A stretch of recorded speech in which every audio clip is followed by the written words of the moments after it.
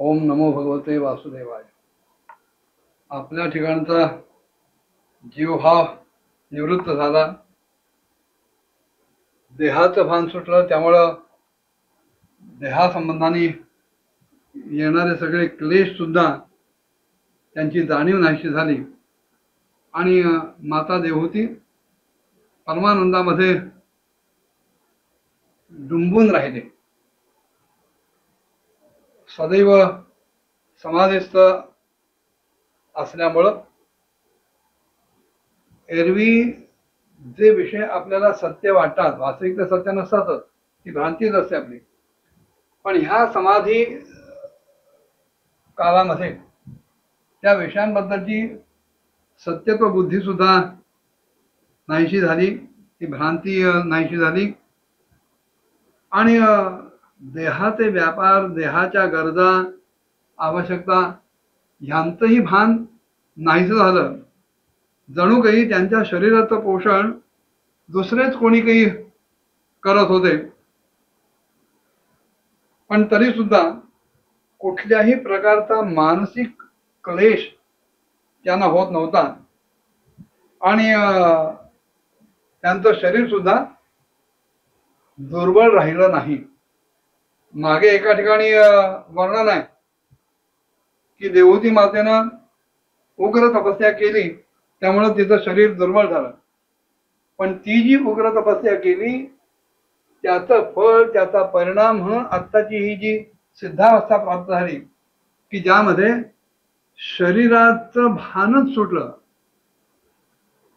त्यामुळं आपल्या देहाला काही गोष्टी आवश्यक आहेत, काही नको आहेत, हे हवं नको पण नाहीसं झाल्यामुळं कुठल्याही प्रकारची चिंता मनात राहिली नाही, कुठल्याही प्रकारचे मानसिक क्लेश उरले नाहीत आणि म्हणून हे शरीर दुर्बळ राहिलं नाही.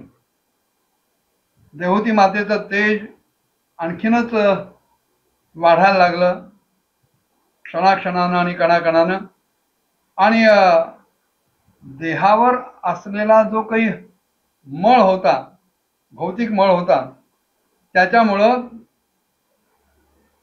एखादा अग्नी ज्याप्रमाणे धुरामुळे शोभून दिसतो त्याप्रमाणे त्यांचं शरीर, तेजस्वी शरीर त्या मळानं झाकल्यामुळं जास्त सुशोभित दिसायला लागलं. केस विखुरलेले होते, वस्त्र सुद्धा सुटलेलं होतं, तरी सुद्धा निरंतर श्री भगवंताच्या ठिकाणी चित्त लागलेलं असल्यामुळं त्यांना आपल्या या तपोयोगमय शरीराची कुठल्याही प्रकारची शुद्धी नव्हती, त्याचं भान नव्हतं आणि केवळ प्रारब्धच हे त्या देहाचं रक्षण करत होतं. कारण प्रारब्धाची गती ही देहापर्यंतच असते. जेव्हा मी देह नाही, मी जीव आहे, मी जीवही नाही, मी परब्रह्म आहे, ही अनुभूती येते, त्यावेळेला आपोआप देहाबद्दलची जाणीव ही विरत विरत विरत विरत शून्यावर येते आणि मग तो जो देह आहे तो प्रारब्धाच्या अधीन राहतो. मैत्रेयजी विदुरजींना सांगतायत, अशा प्रकारे देवहूती मातेनं कपिल देवांनी सांगितलेल्या ज्ञान मार्गाद्वारे अल्पावधीतच नित्यमुक्त अशा परमात्म स्वरूप श्री भगवंताची प्राप्ती करून घेतली. त्या भगवन्मय झाल्या. ज्या स्थानावर, ज्या ठिकाणी त्यांना ही सिद्धी प्राप्त झाली ते अतिशय परमपवित्र असं क्षेत्र या संपूर्ण त्रैलोक्यामध्ये सिद्धपद या नावानं प्रसिद्ध झालं. सज्जन स्वभाव असलेले विदुरजी मैत्र सांगतायत की योग साधनेच्या द्वारे त्यांच्या शरीरावरचा सगळा मळ, दैहिक मळ हा दूर झाला, नाहीसा झाला आणि तो एका नदीच्या रूपामध्ये परिणत झाला. त्याची नदी झाली की त्या नदीचं सेवन सिद्धगण सुद्धा करायला लागले आणि ती नदी सगळ्या प्रकारच्या सिद्धी देणारी ठरली. महायोगी भगवान कपिल सुद्धा आपल्या मातेची आज्ञा घेऊन वडिलांच्या आश्रमातून ईशान्य दिशेला निघाले. तिथे स्वतः समुद्राने त्यांची पूजा केली, त्यांना स्थान दिलं. ते तिन्ही लोकांना शांती प्रदान करण्यासाठी योगमार्गाचं त्यांनी अवलंबन केलं आणि तिथेच समाधीस्थ झाले. सिद्ध, चारण, गंधर्व, मुनी आणि अप्सरागण इत्यादी सगळे त्यांची स्तुती करतात आणि सांख्याचार्यगण सुद्धा सर्व प्रकारे त्यांचं स्तवन करत असतात. निष्पाप अशा विदुरजी, तुम्ही विचारलं म्हणून मी तुम्हाला हा भगवान कपिल आणि देवहूतींच्या मधला परमपवित्र असा संवाद ऐकवला. हे जे कपिल महामुनींचं मत आहे ते अध्यात्मयोगाचं अत्यंत गूढ असं रहस्य आहे. ज्या कोणाला याचं श्रवण करायला जमेल, याचं वर्णन करायला जमेल, तो भगवान गरुडध्वजाच्या भक्तीनं युक्त होऊन लवकरच श्रीहरींच्या चरणकमलांना प्राप्ती करून घेतो. अशा प्रकारे या श्रीमद भागवत महापुराणाच्या तृतीय स्कंधाची समाप्ती महर्षी व्यासांनी इथे केली आहे. हा जो तिसरा स्कंद आहे तो सर्ग स्कंद असला तरी पहिले 19 अध्याय जे आहेत ते कर्मपर आहेत आणि पुढचे 14 अध्याय हे ज्ञान विवेकमय आहे.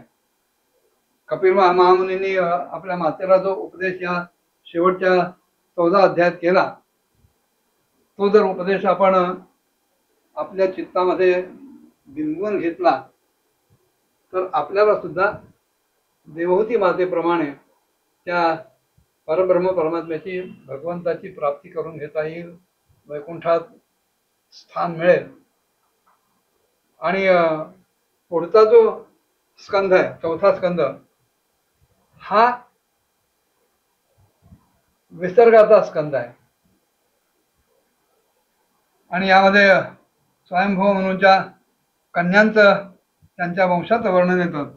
मैत्री म्हणाले, मनोस्सु शतरूपायाम तिस्रः कन्याश जन्निरे आकुतिर्देवहूतिश्च प्रसूतिरिति विश्रुताः.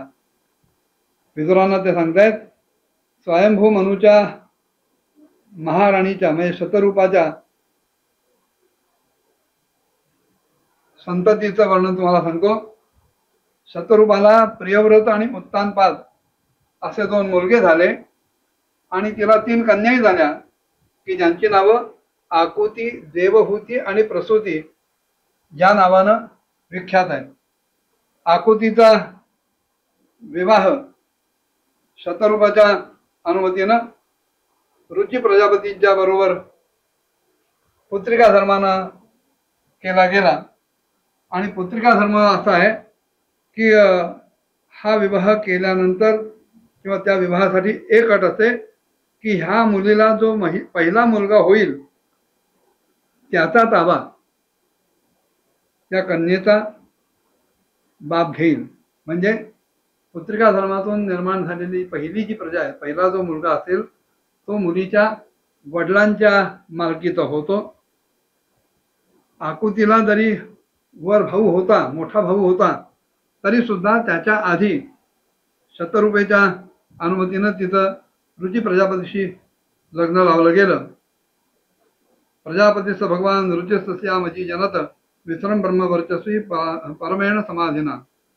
प्रजापती रुची भगवंताच्या अनन्य चिंतनाच्या मुळे ब्रह्मतेजानं संपन्न होते आणि त्यांनी आकुतीपासून एक पुरुष आणि स्त्री अशी जोडी निर्माण केली. त्यांच्यामधला जो पुरुष होता तो साक्षात यज्ञस्वरूपधारी भगवान विष्णू होते आणि जी स्त्री होती ती भगवंतापासून कधीही वेगळी न होणारी अशी लक्ष्मी स्वरूप, लक्ष्मीचा अंश असलेली दक्षिणा होती.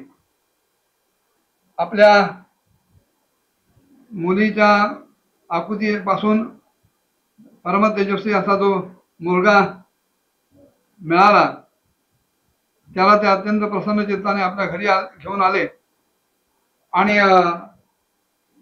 दक्षिणेला मात्र रुची प्रजापतीनं आपल्या जवळ ठेवलं. ज्या वेळेला ही दक्षिणा विवाह योग्य झाली त्यावेळेला तिने यज्ञ भगवंतालाच आपल्या पतिरूपामध्ये प्राप्त करण्याची इच्छा केली आणि त्यावेळेला भगवान यज्ञपुरुषानं त्या दक्षिणेशी विवाह केला आणि त्यामुळं ही दक्षिणा सुद्धा अत्यंत संतुष्ट झाली, प्रसन्न झाली आणि यज्ञ भगवंतांनी ह्या दक्षिणेपासून त्याच्यावर प्रसन्न होऊन 12 पुत्र जन्माला घातले. त्यांचे नाव आहेत तोष, प्रतोष, संतोष, भद्र, शांती, इडस्पती, इध्म, कवी, विभू, स्वन्न, सुदेव आणि रोचन. पुढे काय काय घडलं पुढच्या भागात बघूया. ओम नमो भगवते वासुदेवाय.